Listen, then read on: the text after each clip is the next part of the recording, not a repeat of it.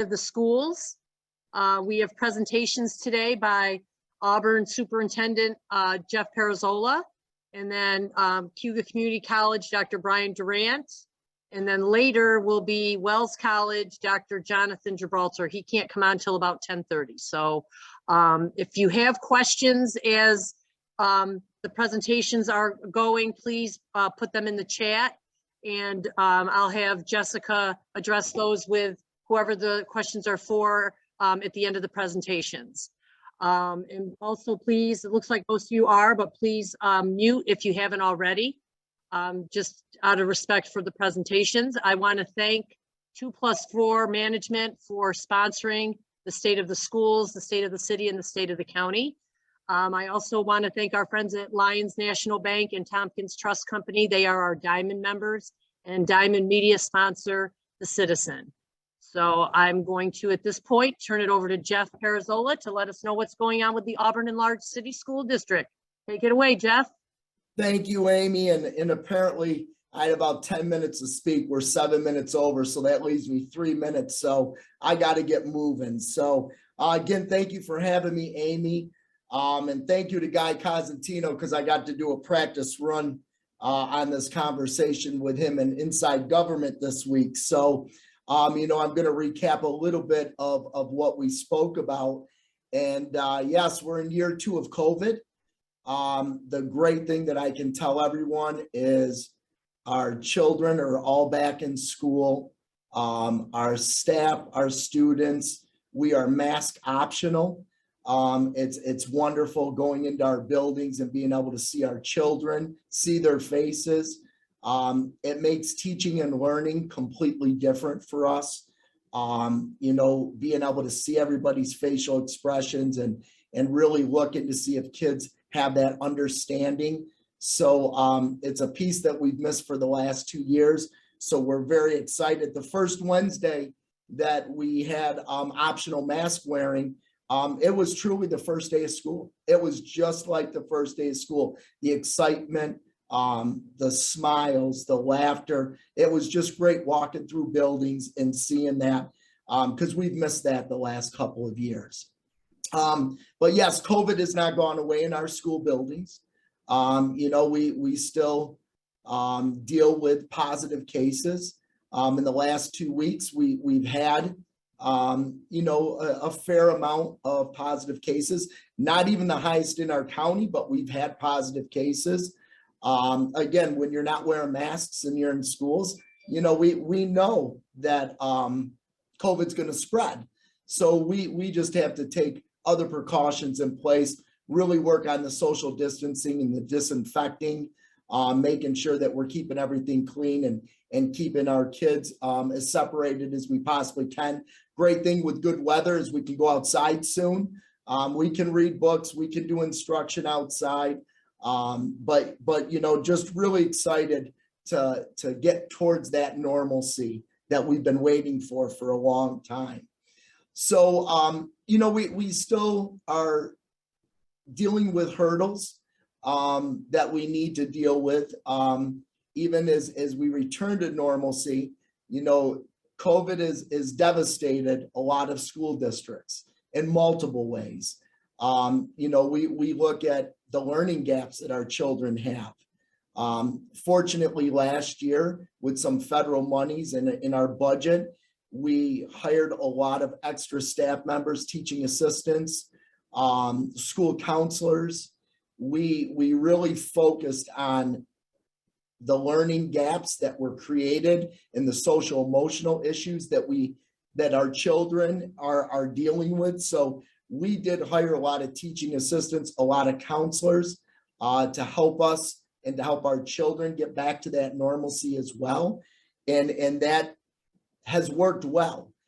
We still have a long ways to go, but we still see shortages in staff members. We have difficulty still finding special ed teachers at the secondary level.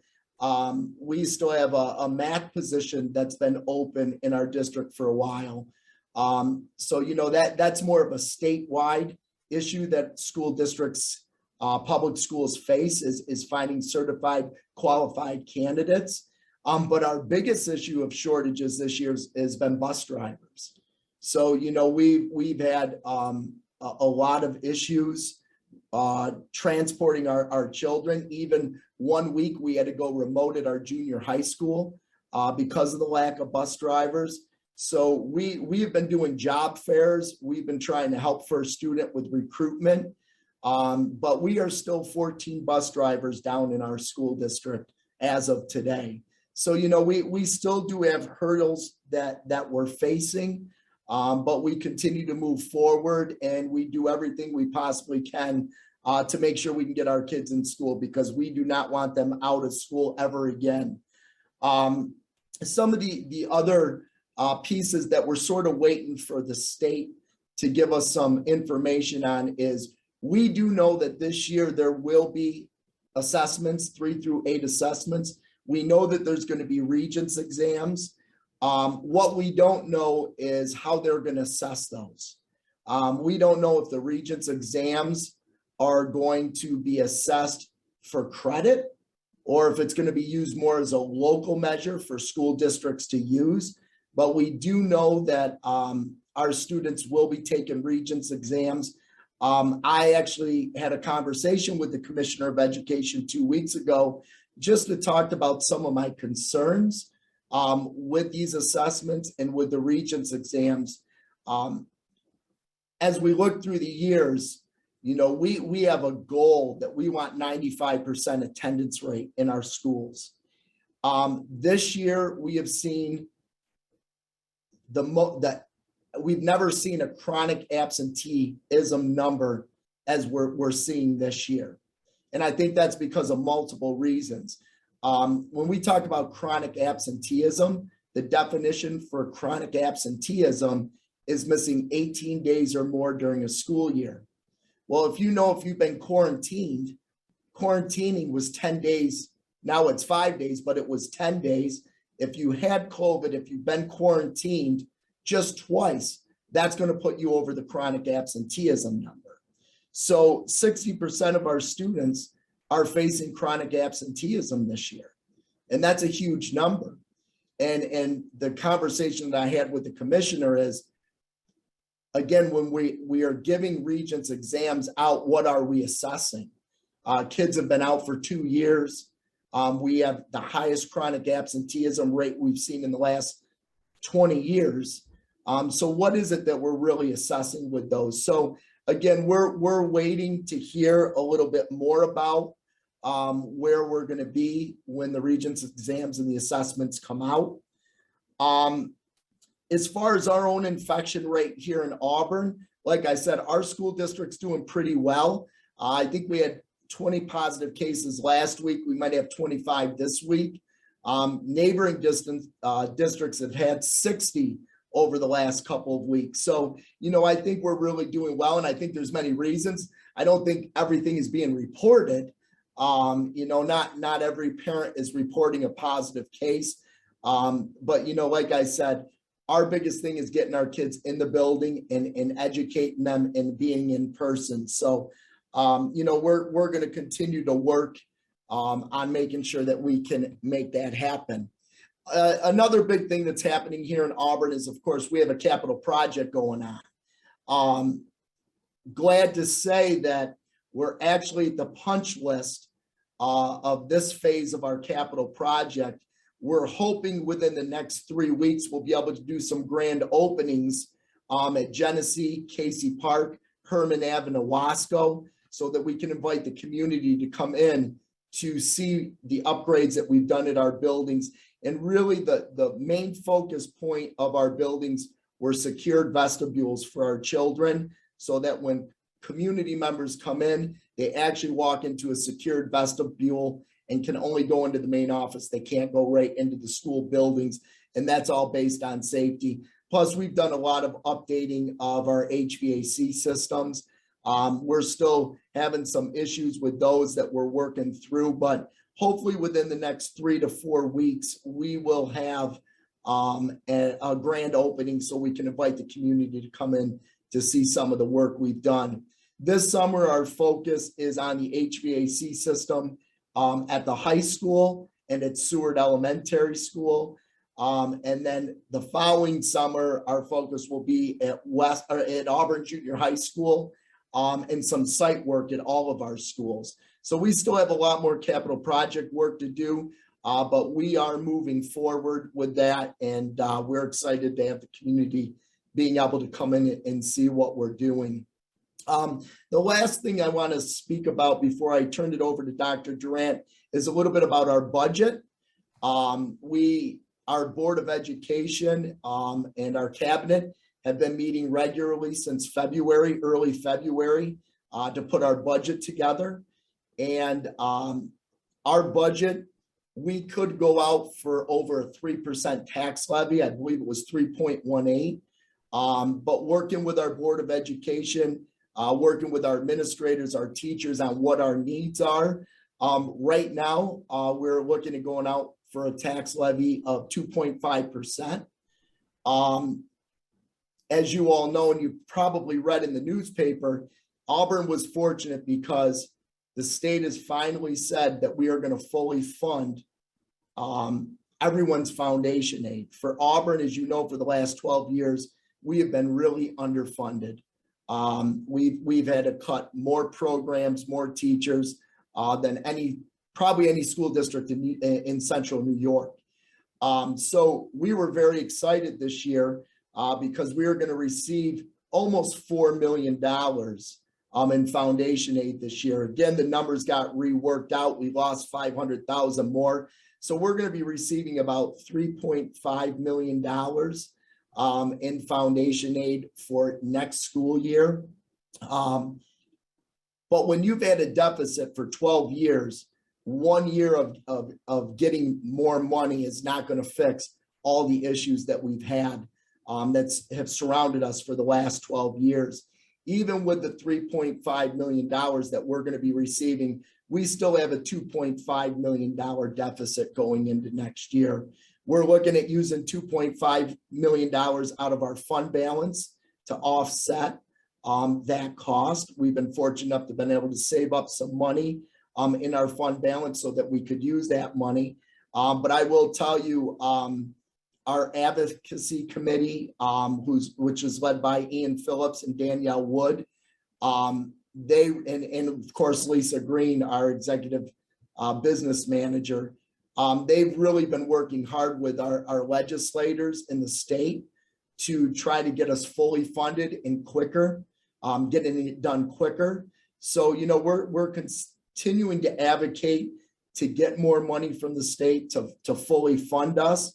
And one thing our Board of Education and Lisa actually presented at the last board meeting is that if we do receive more money from the state, we will lower that tax levy to hopefully get under 2%. So, you know, we're really putting the pressure on our legislators and our governor to really get us so that we are fully funded. So, you know, we're very happy with the progress we've made, but there's still a lot more that we need to do to get fully funded. So, you know, thank you. We're fortunate enough to have a very dedicated board and community that helps us with these advocacy pieces. So again, thank you to all of them. So, you know, again, with all things being said, looking back 2 years ago where we are now, it's been a huge jump and a huge leap. And we still got some more races that we've got to finish here, but we're very happy at where we are right now. And again, and that's you know, going out and being thankful to the community that we live in and all the support that we receive. Thank you, Amy. Thank you, Jeff. At this point, we'll wait and do the questions at the end, if that's okay with everybody. We'll turn it over to Dr. Brian Durant from Kiwi Community College.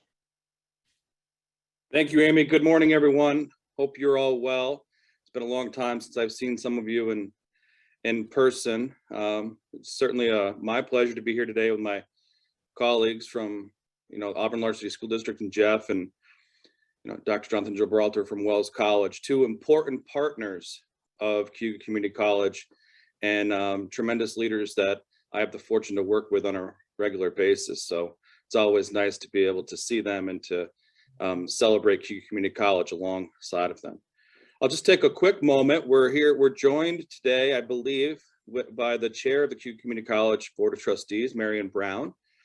And one of the other guests with us is Tricia Kerr, who also serves as the college trustee. And I'm hopeful that I'm not missing anyone else in my gallery of screen here.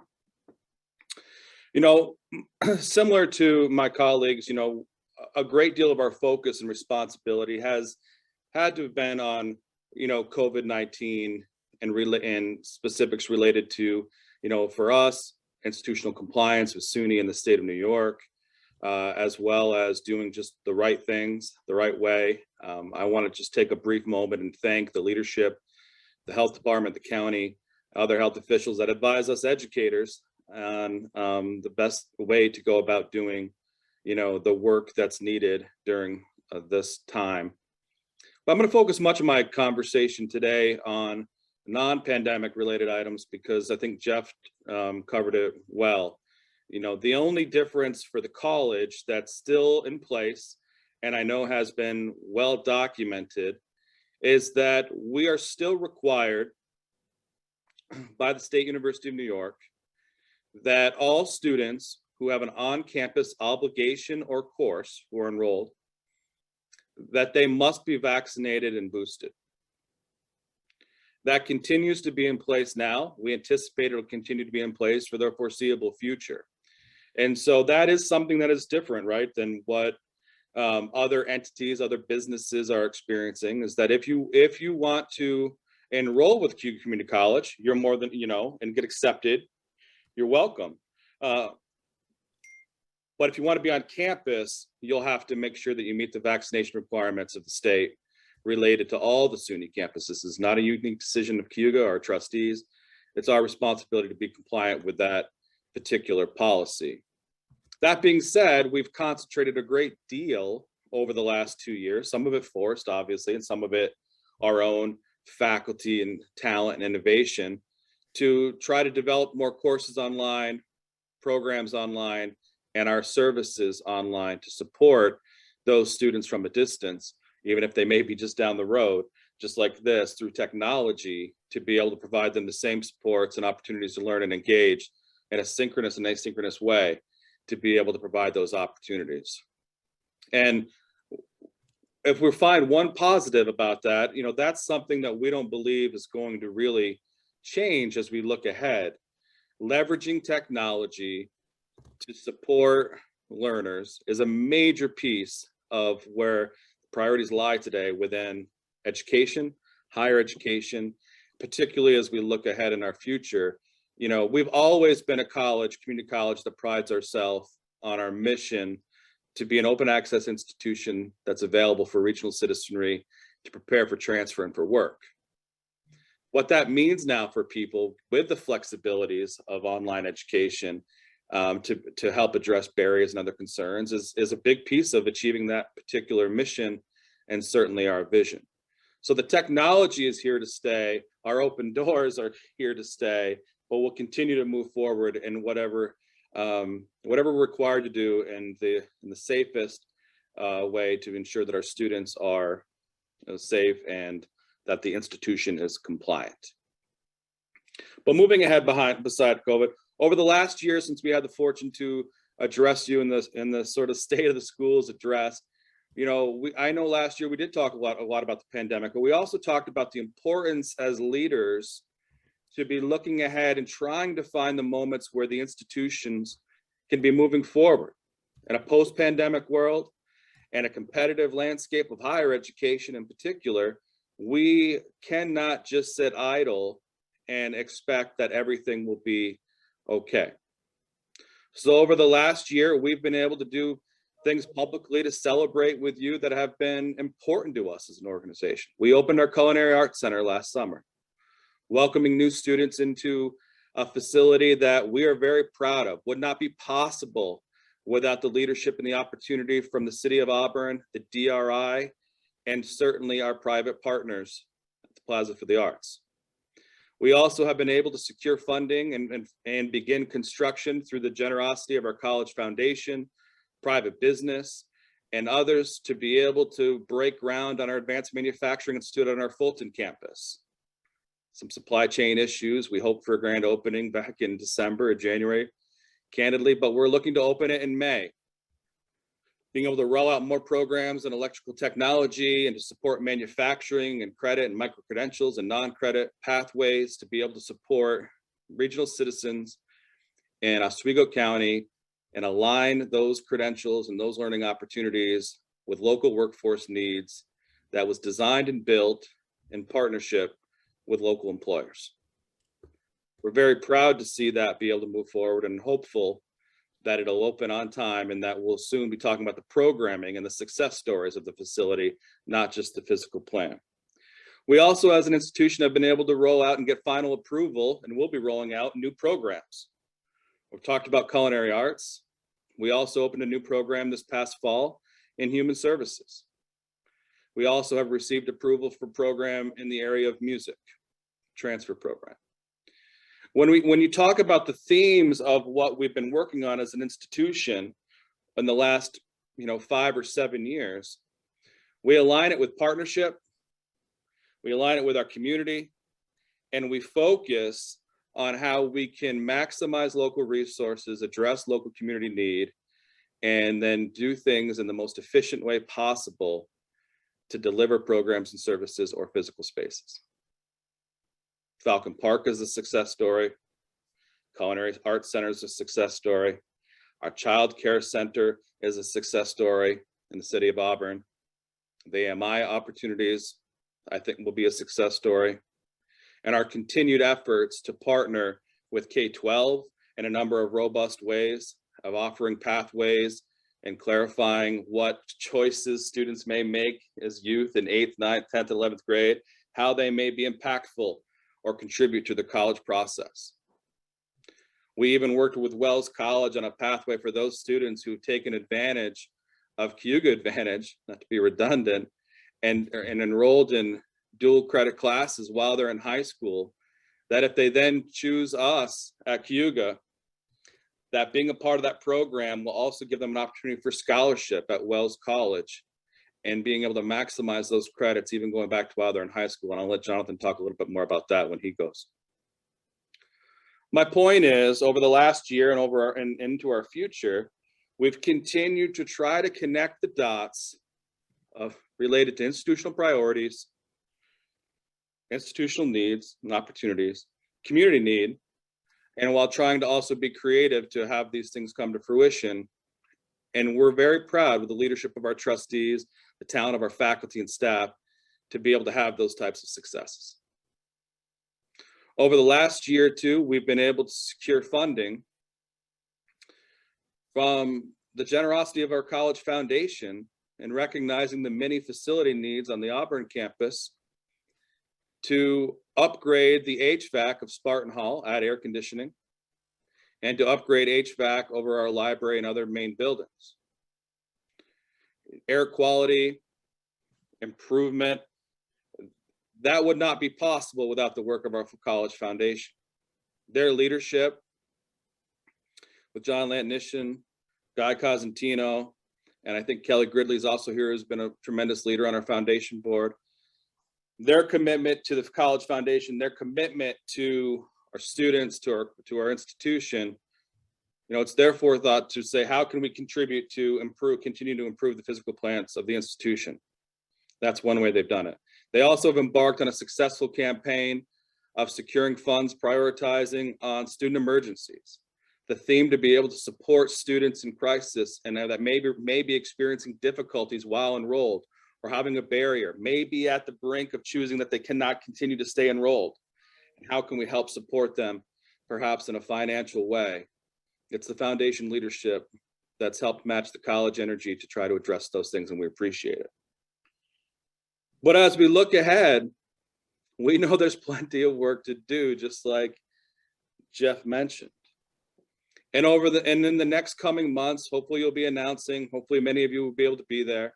We'll be looking to move forward in the construction project for the County Workforce Development Center at Cornell Cooperative Extension on Grand Avenue, the former building, that will be a community asset that isn't just about the college having a new facility that's going to be an extension of our campus. It's about the opportunity to connect multiple agencies, Cayuga Works, our institution's workforce development staff. We have grants in the areas of literacy, Cornell Cooperative Extension leadership. Important agencies that offer tremendous programming in a number of sectors, to a number of individuals, and to a number of employers. In one central place in a highly visible area, we're going to be able to lift up what we do. It's not about, and beyond co-location, we're going to be able to find the synergies that can exist for new program development. Working together, we're going to be able to secure funding, we hope, to be able to bring in grants and other resources, because we know multiple agency partnerships strengthens applications and share services. And so that facility, we believe, we've secured the funding through, again, our county, through private donors, through grants, through the donation of the building itself that we've been able to leverage for capital funding. That project will be a $3.2 million project that will be beginning this summer, and we hope will be open at some point in 23. We also acquired an adjacent property to our childcare center on Wall Street in Auburn that will give us flexibilities for possible expansion or improved safety measures, or whatever the need continues to be that we can fulfill in our small part to address a local community issue. Really, it's national, and the difficulties of childcare. The other major initiative that our trustees are leading with college leadership is we are, and this is something we'll be talking about hopefully next year as we can unveil it. We are developing right now and spending lots of energy on the college's next strategic plan. Embarking upon a process where we've been focused on building internal constituency, collaborative efforts, communication, dialogue, to be able to capture where we are as an institution, where our talent sees we need to go, where the emergent opportunities may be, and where we must give attention when it comes to some of the areas of concern. We're using it as a tool, not just to build our strategic plan, but we're using it as a tool to help galvanize our college community while we've been working remote, while we've been behind screens, and trying to use it as a chance to culturally connect, to then be able to chart our path moving forward. I say it all the time, I'm very fortunate to have a group of talented individuals to be able to work with daily. We're all better for it. The commitment to our students is really inspiring.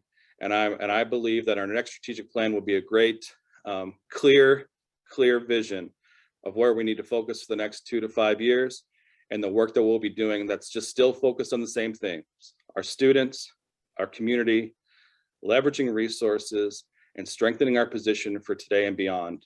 And it'll be grounded in data, it'll be grounded in partnerships, and we know we can't do it together. And honestly, as a community, the more we work together, I think, as aspirational as we may all be individually, the better results we're going to have. So I appreciate the time and the chance to talk with you this morning. Thank you, Brian. We'll turn it over at this point to Dr. Jonathan Gibralter from Wells College. So welcome. Thank you, Amy. And I apologize for logging on late, but I was actually doing a leadership training session this morning for the Center State CEOs organization, where I sit on the board, and acknowledge also that while Marion Brown is chair of the board at Cayuga Community College, she's also a faculty member and runs the Center for Sustainability and the Environment at Wells College. So I am really privileged to be able to share this gallery with my two colleagues, Jeff and Brian. You're very fortunate to have a community where your education leaders work so well together. I've been in other environments where the level of competition between educational institutions has been so great that they work across purposes to one another in a very unproductive way. but that's not what happens here in Cayuga County. Also, I would add, and I hope you all recognize this, and I think you do, how lucky you are to have such a great K-12 and BOCES system present in our community, such a strong community college present in our community with an extension center in Fulton, and a private college located 20 miles away from Auburn on the shore of Cayuga Lake. And I think you all recognize that the pandemic was hard on all of us. And it isn't over. And I think that we're all trying to redefine what it looks like to go from what it was like before the pandemic to what happened when our institutions were forced to close and everybody was sent home, closed temporarily, and what it's like today as they reopen. The nature of education has changed. The nature of the workforce has changed. I don't know whether you recognize this, but from 2019 until the present, there's this phenomenon called the Great Resignation, where people have said, I don't want to do that anymore. And if my company forces me to come back to work, I'm going to resign. Well, in higher education writ large across the United States, in 2 years, 650,000 people were either terminated, resigned, or retired.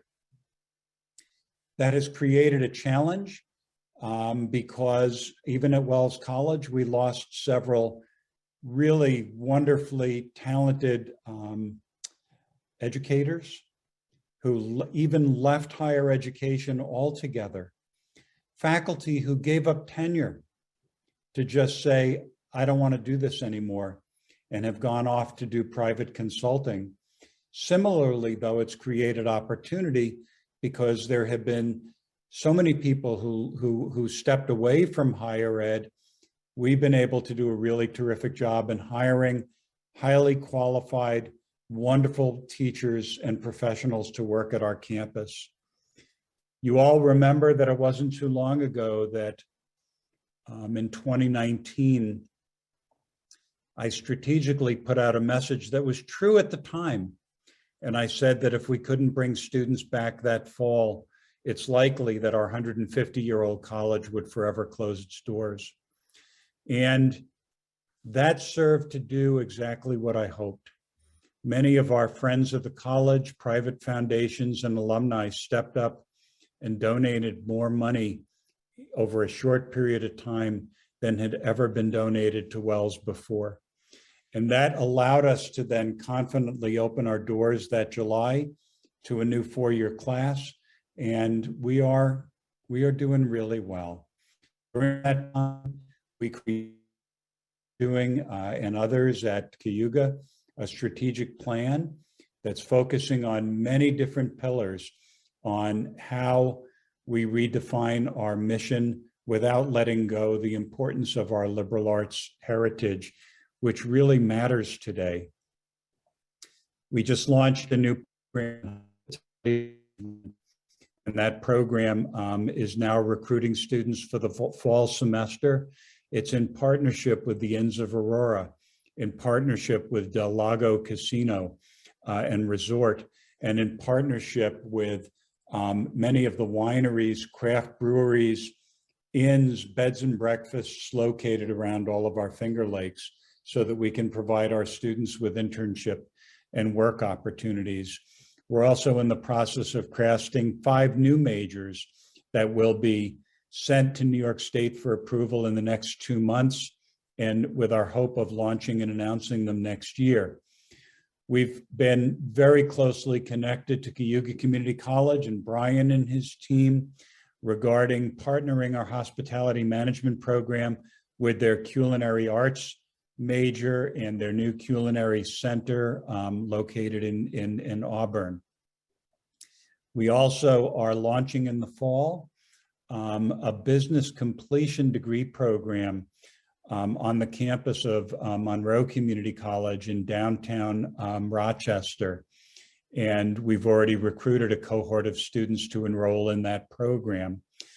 One of the challenges that I have faced as president of this college is that, and many of you probably now are aware of the fact that Wells College is also, we own and operate the water system, not just for the college, but also for the village of Aurora and all of its businesses and citizens. And so in the past few years, we've been able to secure over $2 million in funding, including $1 million grant from the Northern Border Regional Commission, and just announced 2 weeks ago, a $160,000 grant in federal earmarks to be able to continue to upgrade that water plant so that it never goes offline and has the latest and greatest technology. And those renovations are going to occur over the next couple of years.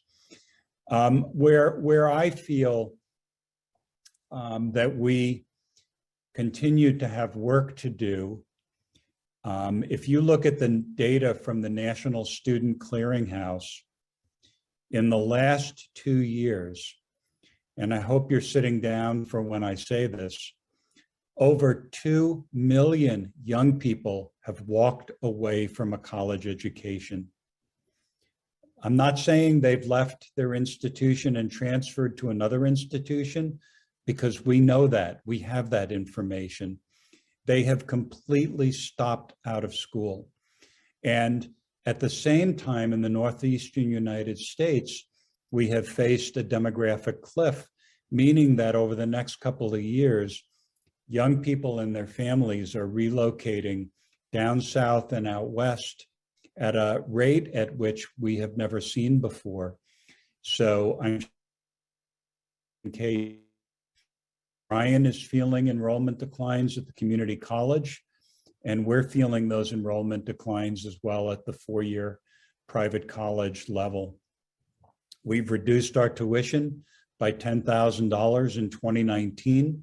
98% of our students receive federal Pell grants, and I'm very pleased that the federal government has increased the amount of those awards in this year's federal omnibus budget by $400 per student, which helps young people be able to seek out opportunities that are forever going to change their lives. The message is that, and this is a true message based upon real data, that students who complete an associate's and even a bachelor's degree increase their earning potential by over $1 million over the course of their lifetime. We need to continue to encourage young people to complete their K-12 degrees. We need to continue to encourage them to go to college and get a 2-year and 4-year degree, because while it might not seem like in the moment it matters, in the long term of the quality of their lives, it matters a lot. And so as we continue to move forward, Wells College alumni are generous to a fault. 13% of our operating budget is based upon unrestricted gifts from our alumni. We raise over $4 million a year in unrestricted gifts that we're able to put directly into our operating budget, because tuition, room, and board alone would not allow this college to survive. And our strategic plan is focused on building enrollment through partnerships, new programs, taking a Wells College education. And Brian, when you're done with that Cooperative Extension Center, you and I have talked about a 4-year degree program that we can put right there in Auburn, so that students who don't want to travel to Aurora for the experience of having an on-campus Wells College degree can be able to get that degree opportunity right in Auburn. So we are so grateful to you for the work that you're doing, because you have truly transformed Cayuga Community College through the partnerships that you have sought out and have benefited all of us in such a meaningful way. We're doing well. One of our great challenges right now, and Brian, you talked about this, and Jeff, you did as well, technology. And where's that going to lead us? And, you know, we don't have the benefit of state aid. We don't have the benefit of county and state support. All of our revenue comes through tuition, room and board, and the generosity of our alumni, foundations, and state and federal grants.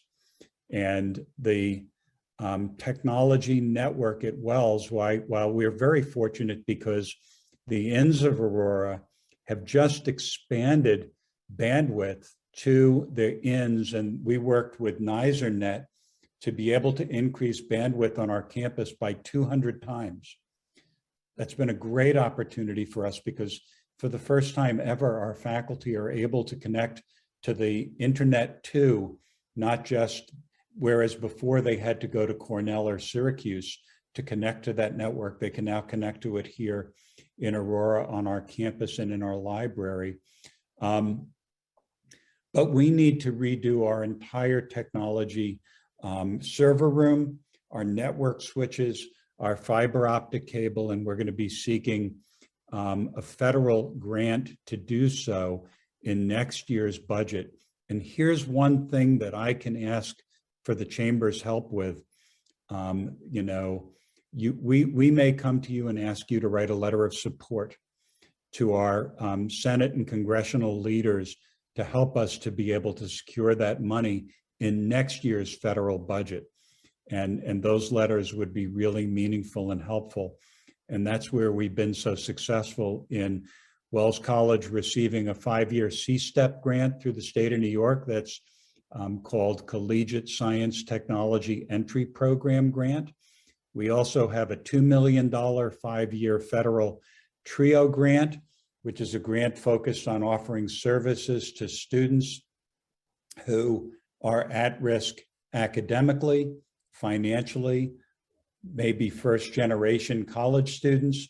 We're able to assist them with counseling and support services that we've never been able to offer before at Wells. And as well, we'll be filing for a federal TRIO grant next year through the next grant cycle, which could be $4 million over 5 years. And so, you know, Wells is strong. We're doing well. We faced the challenges of the pandemic head on. In this entire academic year, we've only had less than 10 active cases of COVID. We continue to do routine testing. We have not required, but we've strongly recommended that students, faculty, and staff be vaccinated and boosted, and we're at about 98% compliance. So people have been really good about that. And as a result of this week's testing, based upon required testing of everybody in our community as they've returned from spring break, we're now discussing perhaps relaxing our masking protocol to be able to finish out the spring semester. We will have an in-person commencement. We will have an in-person reunion in June. We haven't had one in 2 years. And we will be opening our campus to many different opportunities over the summer to not only make this beautiful environment known to others, but also because it allows us to have an additional revenue stream for now and into the future. So thank you for this opportunity to speak and to be here and present with such a great gallery of guests in Cayuga County. Everything that you do makes a difference, and we feel blessed and fortunate to reside in this wonderful county called Cayuga. Thank you. Thank you, Jonathan. Appreciate the update on Wells. I also wanted to mention that Dr. Brian Hartwell was going to give an update for BOCES, but he could not join us today. So I think there's one question that was in the chat that I think was directed towards the Auburn School District. It was, can you touch on technology needs of the students in the district? Are they being met? Is there a need for software, equipment, training, and home access? Yes, and thank you, Tricia, for the question. We actually this morning, we just sent out a survey to all of our staff members that have students in K through 12 to get some information on accessibility and internet connectivity in the homes. And we will be sending it out later today to the entire community. We've done many of these throughout the last 2 years, but we continue to collect data on this to make sure that we are meeting all the needs of all of our children and families in our community. We are a one-to-one initiative district, so all of our students do have access to a tablet, a Chromebook. We have handed those out throughout the school year, mostly in late September, early October. So our kids do have access to the technology. The biggest issue that we face is the connectivity at home and those families that cannot or do not have internet access. We do have hotspots for our children that we give our families so that they can use them in their homes. I believe we have around 500 of those out right now currently to our families. Again, you know, one of the questions is when you do these surveys and you send them home electronically, if you don't have access, how do you fill out the survey, right? You know, that's one of our concerns. And we actually just talked about this at our board meeting on Tuesday evening. So we are going to find other venues, ways to gather that information, whether it is sending home slips to all of our parents, backpacking them home through our children. But we are continuing to gather the data. But as Tricia, what I can say to you is if we know there's an issue in a home, we resolve that and we take care of them with hotspots. But all of our kids do have a one-to-one device that they can use at home in school. We try to keep them in school as much as possible. Our high school kids bring them back and forth, but at our younger levels, we try to keep them right in school. But we are ready to deploy them at home at any time we need to. Jeff, if I can add to that, as you were speaking, it occurred to me, one of the issues that we have that our faculty wrestle with all the time is during these remote Zoom classes, right? There's a phrase called ghosting. So what happens for any number of reasons, just like I'm looking at the screen right now, right? And there are 6 people who actually have their cameras on and everybody else has their camera turned off. That's what our faculty sometimes face when they're teaching a class. They don't know whether the student's actually sitting there on the other end of the screen. And as well, because we live in a world of incredible distraction, our faculty don't know how well a student is really attending to the instruction that may be going on over the screen. When you have a student sitting in class, you're able to say, please put your phone down. And you know they're there and you know they're present. But when they're home sitting behind a screen like this, you know, and there are many different reasons for it. Some students are anxious and don't want to be seen on screen. Some students live in home lives where they don't want their home to be seen on screen. Some students have, you know, just one of the frequent thing they say is, well, you know, I logged in, but my camera doesn't work. I'm trying to get it to work, but it doesn't. There's not enough bandwidth, so I have to keep the camera off so I can hear what the professor is saying. But one of the things that I worry about, and my wife will tell you I'm a big worrier, is what does this 2 years do to the intellectual and emotional development of young people, right, in this virtual world in which we live? And, you know, it's something that we talk about all the time on campus as we try to really push engagement and ask students, please put your cell phone down. Let's sit and have a conversation. So, Jeff, I applaud you. And we did the same thing at Wells. We sent students hotspots. We shipped home laptops if we needed to. We sent a couple of hundred of these things out the door to make sure everybody could be connected. But at the end of the day, we also found that academic performance and grades declined dramatically during the pandemic. Thank you both. Is there any other questions for any of our presenters today? Well, I want to thank everybody for coming on, and I want to also thank you for your patience with our little glitch that we had. Just a couple chamber things. Today is the deadline to put in your nomination for our 2022 Chamber Awards. We will have an in-person event, a luncheon on May 4th.